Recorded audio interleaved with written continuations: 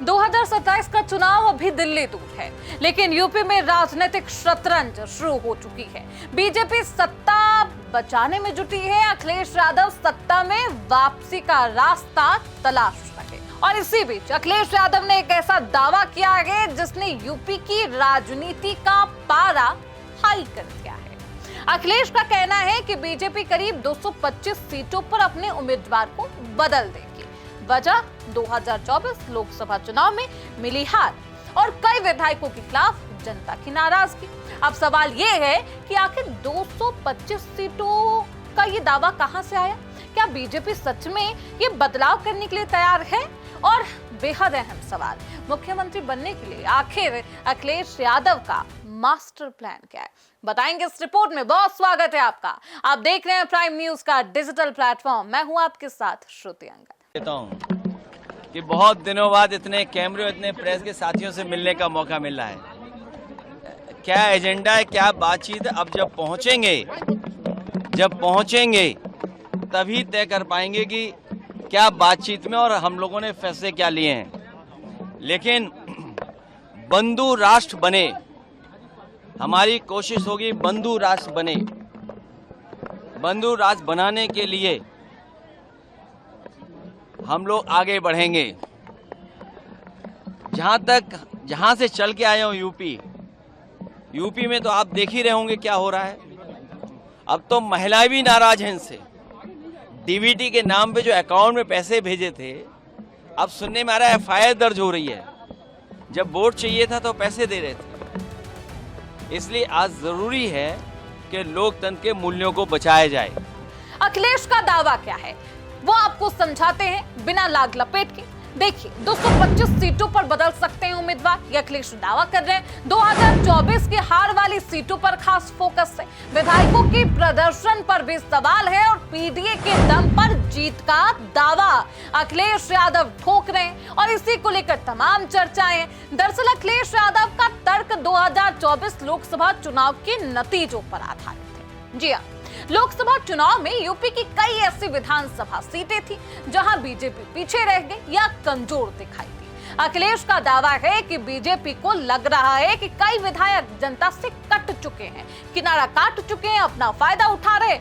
इसलिए अब पार्टी इन सभी विधायकों का 225 ऐसे विधायक हैं जिनका टिकट भी काट देगी। ग्राफिक्स आपकी स्क्रीन पर। दावा क्यों कर रहे हैं, गणित क्या है आपकी स्क्रीन पर। बीजेपी साल 2022 में 255 सीट जीतती है, सपा 111।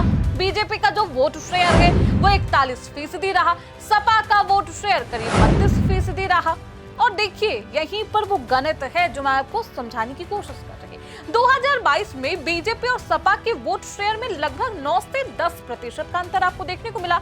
यानी सपा को सत्ता में आने के लिए सिर्फ अपने पारंपरिक वोट बैंक में काम नहीं करना होगा, बल्कि वोट बैंक से हटकर भी काम करना होगा और उस नए वोटर को अपने साथ लाना होगा। बीजेपी के कुछ वोट भी अपनी तरफ खींचने होंगे, यानी कि वोट बैंक में सीधी सीधी बात करूं तो सेंधमारी करनी होगी। ग्राफिक्स आपकी स्क्रीन पर। अखिलेश को भरोसा क्यों है? 2024 में पीडीए का जो फॉर्मूला था वो हिट रहा था। सपा नंबर 1 की पार्टी बनी यूपी में, कई सीटों पर बीजेपी को नुकसान भी पहुंचाई और कार्यकर्ता का मनोबल भी अपने चरम पर। 37 सीटें सपा के खेमे में। देखिए, आप सब यूपी में रहते हो, यूपी के बाहर की भी जानकारी, लेकिन यूपी की बहुत ठोस जानकारी आपको रहती है। कल ही इंडिया गठबंधन की बैठक हुई है और इंडिया गठबंधन के तमाम लीडरों में ये आपस में तय हुआ है कि इंडिया गठबंधन को और मजबूत करना है।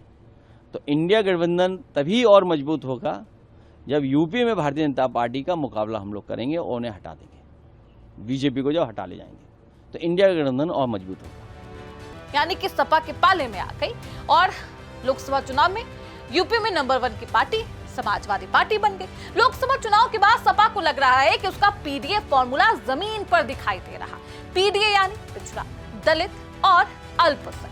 इसी के सहारे अब आगे की जो नैया के पार लगाना चाहते हैं अखिलेश मानते हैं कि अगर इन वर्गों को साधा जाए और कुछ जातियों का और भी समर्थन मिल जाए तो नैया पार लग जाएगी और 27 की जो तस्वीर है और अखिलेश की जो तकदीर है, सपा की जो तकदीर है, वो भी बदल जाएगी। सिर्फ पीडीए से काम नहीं चलेगा। ग्राफिक्स के माध्यम से आपको समझाते हैं, गैर यादव, ओबीसी जरूरी है, दलित वोट बेहद अहम है, सामान्य वर्ग में बैठ होना जरूरी है, नए सामाजिक समीकरण की भी तलाश की जा रही है। और यही वजह है कि अखिलेश की राजनीति में बदलाव दिखाई दे रहे हैं।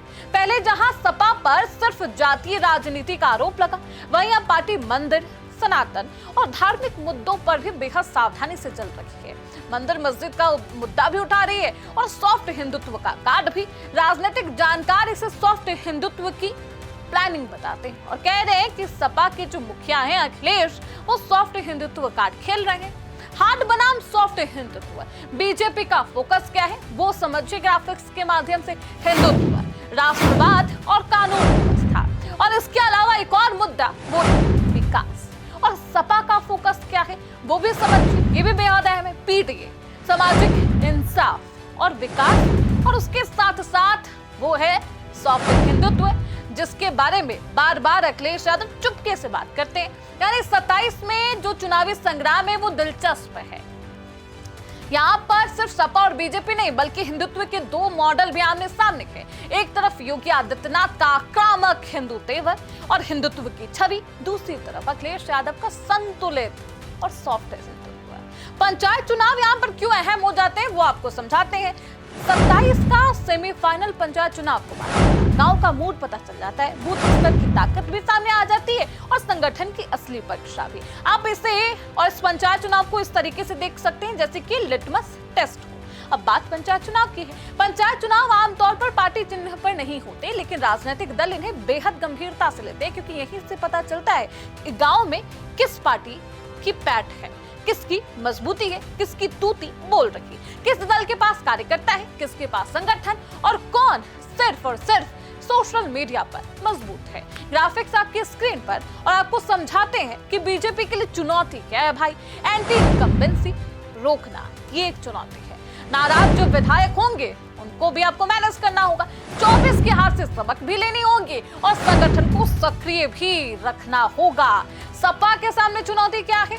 अखिलेश के सामने पीडीए को बनाए रखना होगा, नए वोटर को आपको एक साथ लाना होगा, कांग्रेस से तालमेल बेहद जरूरी है, सत्ता का भरोसा पैदा करना होगा।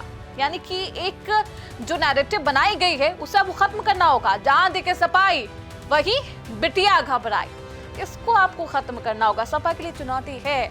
बीजेपी सत्ता बचाने के मिशन में है, सत्ता हासिल करने के मिशन में सपा। दोनों जानते हैं कि 27 का ये चुनाव बेहद दिलचस्प है। अब देखिए, सिर्फ ये मुख्यमंत्री की कुर्सी की बात नहीं, यहाँ से एक नैरेटिव सेट करने की कोशिश दोनों ही पार्टी करती हुई नजर आएगी। तो क्या अखिलेश का 225 सीटों वाला दावा सिर्फ राजनीतिक हमला है, या फिर बीजेपी के भीतर सच में कोई बदलाव की तैयारी? क्या पीडीए का जो ये गणित है 27 में कमाल करेगा? फिर योगी मॉडल तीसरी बार सत्ता में पहुंच पाएगी? फिलहाल इन सवालों का जवाब भविष्य के गर्भ में है, लेकिन इतना तय है कि यूपी की सियासत अब चुनावी मोड में आ चुकी है। फिलहाल इसी के साथ इस रिपोर्ट में बस इतना ही। देखते रहिए प्राइम न्यूज का डिजिटल प्लेटफॉर्म।